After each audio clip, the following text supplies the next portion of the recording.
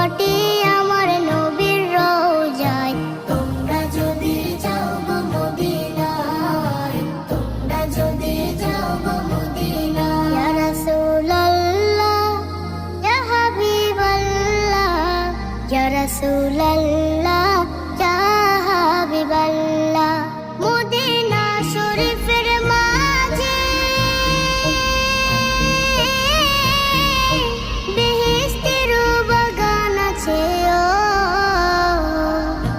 সেই বাগানে শুয়ে আছেন, সেই বাগানে শুয়ে আছেন প্যারা নবী মুস্তাফা।